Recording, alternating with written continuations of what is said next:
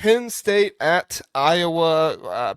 Iowa, apologizes, favored in this one by 2.5. Can you bring that comment down so I can read the over under, Oh, Zach? yes. Sorry. Because I Sorry. can't read the Sorry, over under. Max. Sorry, It is Max. currently at, well, I'll double check FanDuel right now, but last time I checked, it is at 39.5. This is one where they're not expecting all that much offense. And yes, it is still that on FanDuel. Iowa favored by 2.5. Penn State over under at 39.5. Zach, I don't expect a whole lot of offense out of this game. If there is offense, it's going to be running the ball. I think even Iowa didn't do a great job of throwing the ball last game against Wisconsin. They really did just kind of run it wherever they wanted to. Part of that was Iowa looking good. Part of that was Wisconsin not being in their gaps. Like, I don't know. I just don't get it. We'll talk more about Wisconsin here in a few minutes, but overall, this is probably the most even game, I would say, because you have a team in Penn State where you say this team still has talent. What are they going to look like with a new head coach? You think Yeah. that should rejuvenate them, right? But then on the other side, you got Iowa, who is not a top one, top tier team in the Big Ten, but I think they're still tier two, if not tier Oh, two, yeah. at the very least tier three, right? Yeah. I think, honestly, this is the game I have the hardest time picking because Yeah, me too. Penn State is such a question mark. And Iowa, I I've was a question mark too, kind of, right? yeah, like well, and part of the problem with Iowa, because and I think a lot of people are saying in the chat, well, of course Iowa's going to win.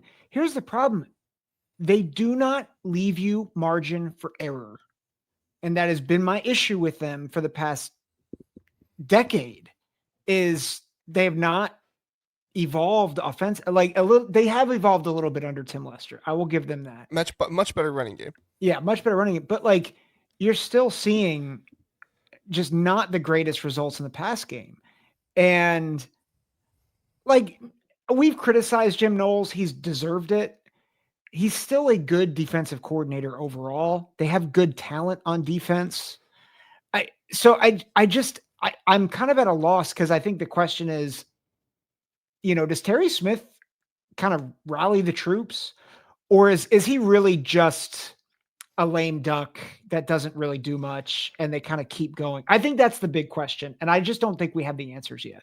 Well, I think you hit the nail on the head in the preseason when you were talking about Jim Knowles, and you said this is a very complicated defense, and it's going to take a couple years, to put in the system for it. I kind of said I don't know if it's going to take that long because they were running a similar defense, and I thought Jim Knowles, based on his time at Ohio State, would understand. Okay, we're trying to win this year now. Like we're not. This is not a situation where we're going out here and we're trying to make the most complicated defense in the world because you just can't do that right off the bat with a team.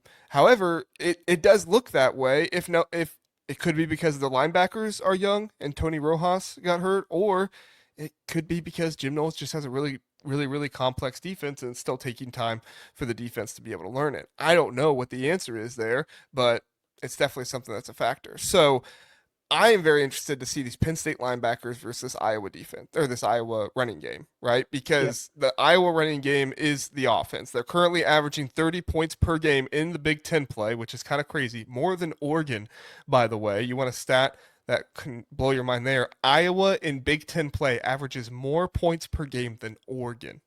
That's crazy. That's I'm shocked. Yeah.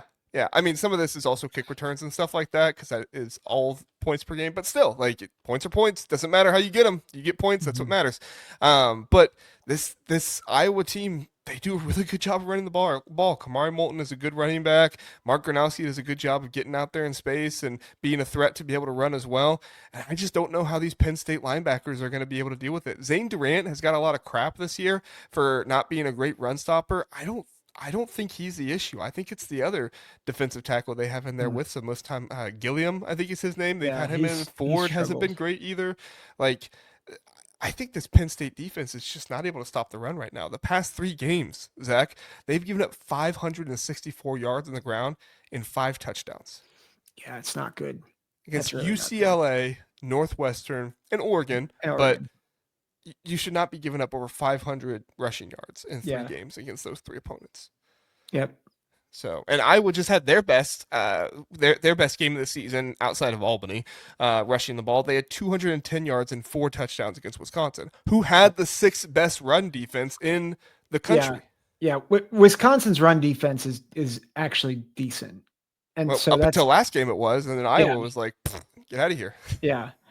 You're actually not good." So I'm going to go on the other line of scrimmage on this because Sean made this point about, Drew Allar's out for the season, which stinks. I feel so bad for that kid.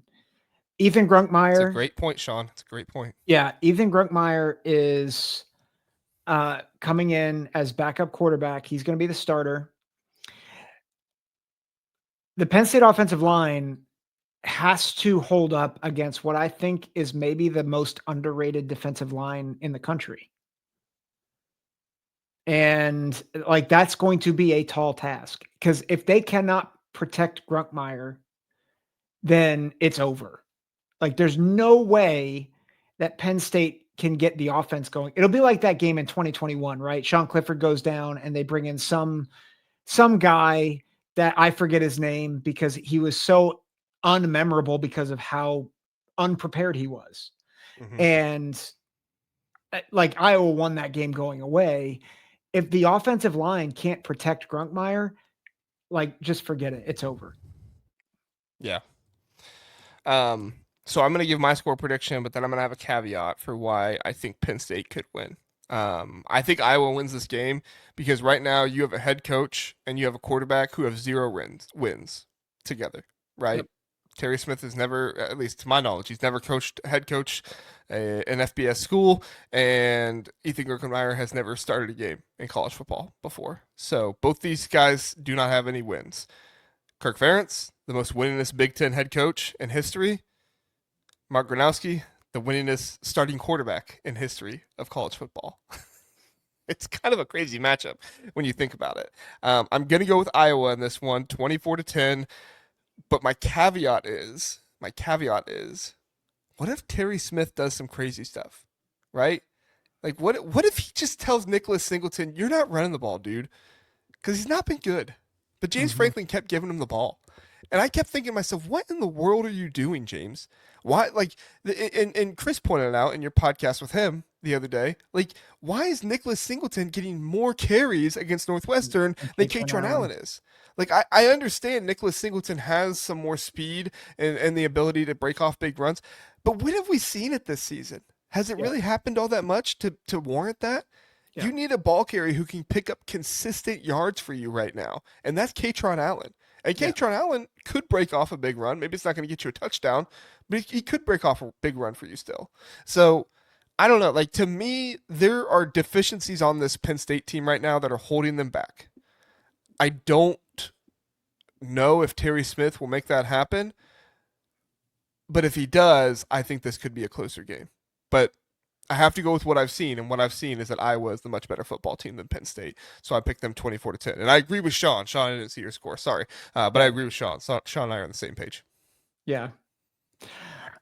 I texted this to you, and I'm going to admit this. I'm crazy. This is gut. I'm going Penn State. Okay. 20-16. Tell me why. I think James Franklin was just incredibly broken by the end of this. And I just don't. Chris made a good point on our show yesterday, which if you haven't watched it, it aired this morning. The Penn State guy who's in our chat, he came on and talked a little bit about just some behind the scenes stuff. He made the point that James Franklin, a lot of people thought he meddled too much. And Chris made the point that he didn't feel like he meddled enough, particularly in telling his coordinators to be better. And I wonder if Terry Smith might do that a little bit more.